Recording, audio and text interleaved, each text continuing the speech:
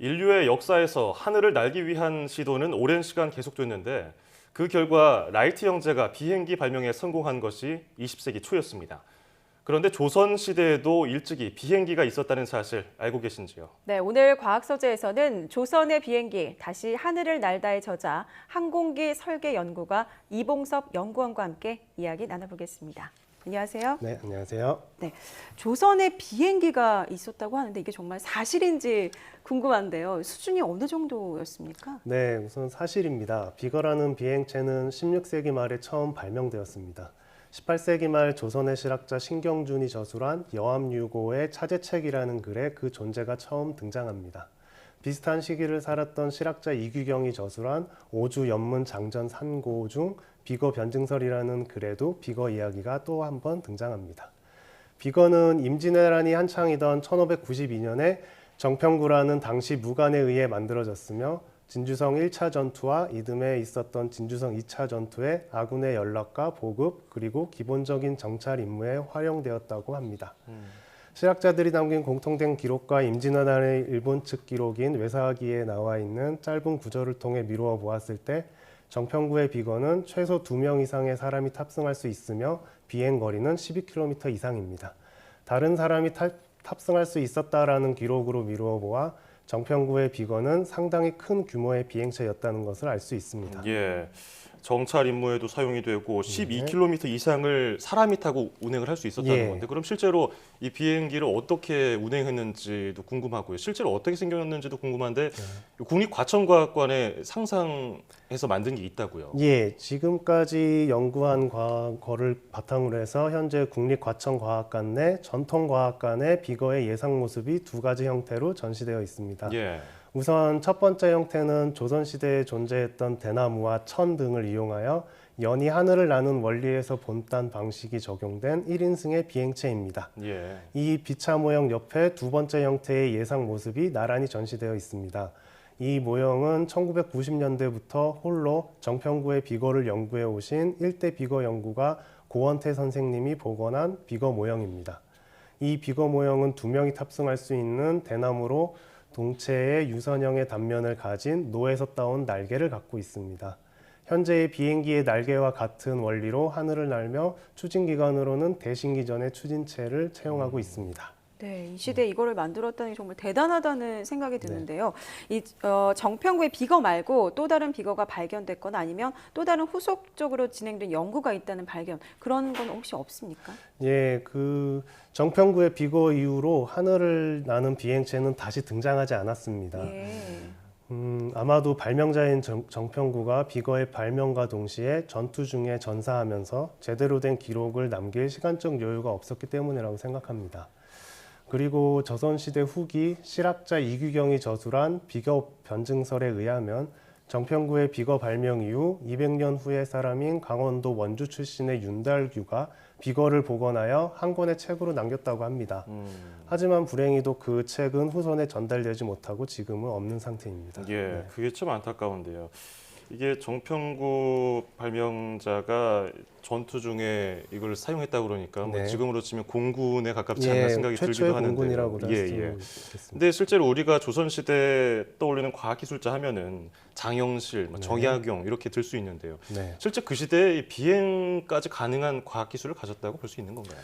네, 조선 과학기술이 갖는 일단 대표적인 특징은 바로 모든 기술이 오랜 경험에 의해서 축적되어서 특정 인물, 즉 장인이라는 형태로 발현된다는 점입니다. 예.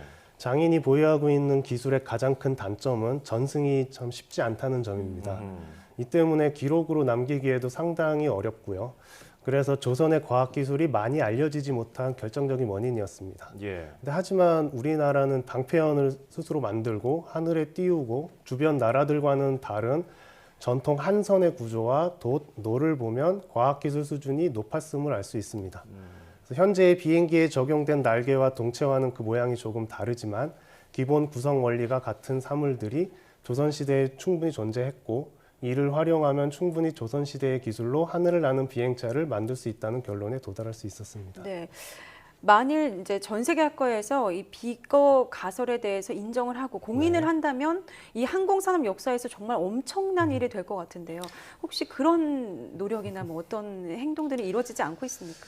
네, 비거를 인정하고 세계적으로 공인을 받을 수 있다면 정말 신나고 기쁜 일이지만 예. 네, 제가 정평구의 비거를 연구한 결과 비거는 구체적인 형상에 대한 기록이 나타나 있지 않기 때문에 절대 완벽하게 복원하여 공인될 수는 없는 것 같습니다. 예. 네, 하지만 예. 근데 뭐 여전히 뭐 역사적인 전설로만 존재할 수밖에 없는 것 같습니다. 하지만 최소한 정평구의 비거를 통해 과거 우리 조상들의 과학기술에 대한 객관적인 시간을 갖게 될 수 있었고 예. 우리가 잊고 살았던 것 중에 자연 친화적인 상품이 이슈가 되는 현재에 적용하기에 정말 좋은 재료와 기술들을 발견할 수 있었습니다. 예. 앞으로의 비거 연구는 비거 그 자체가 아닌 당시에 잊혀진 기술들을 다시 재현하는 데 집중되어야 합니다.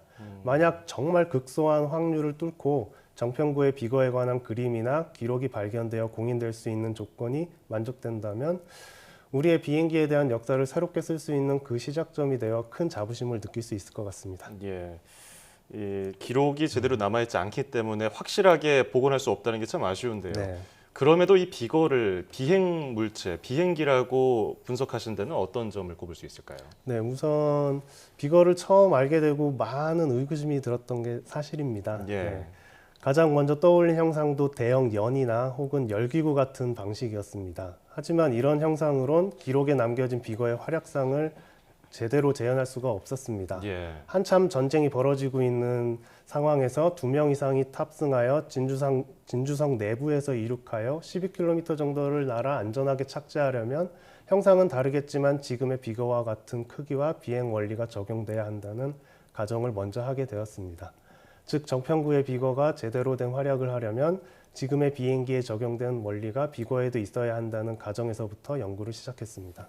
네, 비행기에 대한 애정이 참 남다르시다는 네. 생각이 드는데요. 언제 이렇게 처음 비행기를 접하셨고 또 이렇게 비거를 연구하게 된 또 특별한 이유가 있을 것 같은데요. 네, 처음 비행기를 좋아하게 된 거는 초등학교 3학년 때 글라이더 대회에 나가서 우연히 반대표로 참가를 했는데 예. 제가 만든 비행기가 푸른 하늘을 너무 아름답게 날아다니는 모습이 너무 감동을 받아서 제가 예. 자라면서 뿌듯함을 느낄 수 있는 분야가 항공이라는 사실을 그때 처음 깨달았고요. 그 뒤에 이제 고등학교 시절엔 초경량 항공기 조종을 직접 배우면서 하늘을 날고 그 경험을 한 뒤로 네, 그런 조그만 비행기를 직접 설계, 개발, 제작하여 직접 하늘을 날아보고 싶다는 꿈을 갖게 되었습니다. 예. 그 꿈은 아직도 진행 중이고요. 그렇군요. 그러던 중에 이제 비거 연구가 고원태 선생님이 쓴 책을 통해 처음 비거를 접하면서 이 비거를 좀 더 연구해 보면 제 나름의 고유한 비행기 개발을 할 수 있다는 생각이 들어서 2002년 봄부터 비거에 대한 연구를 시작했습니다. 14년이 지난 지금에서야 비로소 비거에 대한 연구를 마무리할 수 있었습니다. 예. 초등학교 3학년 때 시작한 고무 동력기 말씀하시는 건가요? 고무 동력기인데 이제 글라이더에서 예. 시작해서 비거 연구. 그리고 네. 지금은 러시아 모스크바에서 경량 항공기를 개발 연구하고 계시다고 들었는데요. 맞습니다. 구체적으로 어떤 것을 하고 계신지요? 네, 간단히 말씀드린다면 앞으로 이제 최대 2명 이상 탑승할 수 있는 레저용 비행기인 경량 항공기의 분야에도 이제 전동 모터와 배터리로 추진을 얻는 전동기의 시대가 분명히 올 거라고 봅니다. 하지만 현재 기존의 비행기를 단순히 전동기로 전환하는 데에는 많은 어려움이 있고요. 그래서 처음부터 전동기에 맞는 외형과 기체 구조로 이루어진 진정한 의미의 1세대 전동기체를 개발하고 있습니다. 세워놓은 목표는 2020년까지 이 전동기의 프로토타입을 성공적으로 비행시키는 일입니다. 네, 이런 상황 속에서 조선의 비행기 다시 하늘을 날다라는 책도 쓰시고 네. 비거에 대해서 다시 주목하고 계신데 저희가 비거에 대해서 배우고 또 주목해야 될 점은 어디에 있다고 보십니까? 네, 우리나라에서 항공기라는 분야를 공부할 때 언제나 그 시작점이 라이트 형제의 비행기로부터 시작했습니다. 이거는 뭐 어떻게 넘을 수 없는 심리적인 벽이라고 생각이 들었습니다. 근데 하지만 러시아에 가서 이제 유학을 하면서 알게 된 건 러시아나 독일, 뭐 프랑스, 영국 같이 항공 선진국의 경우 항공 역사의 시작을 라이트 형제보다 조금 앞선 자기네 나라의 발명자들이 만든 비행체로부터 시작한다는 점이었습니다. 아하. 지금 우리는 항공산업을 어떻게 보면 새롭게 시작하려고 합니다.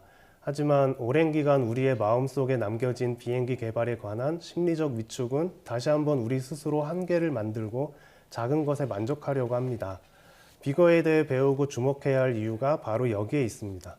정평구의 비거는 우리 마음속에 있는 상상력의 한계를 느낄 수 있고 그 한계를 뛰어넘을 수 있다는 가능성을 알게 해줍니다. 정평구의 비거를 통해 우리의 상상력은 무한하고 그 무한한 상상력이 대한민국의 앞으로의 항공산업을 이끌어갈 원동력이 되었으면 좋겠습니다. 예, 뭐 아직까지 많이 알려지진 않았지만 우리나라 비행의 역사를 알아볼 수 있는 뜻깊은 시간이었네요. 자, 지금까지 조선의 비행기 다시 하늘을 날다의 저자 이봉섭 연구원과 함께했습니다. 오늘 고맙습니다. 감사합니다. 감사합니다.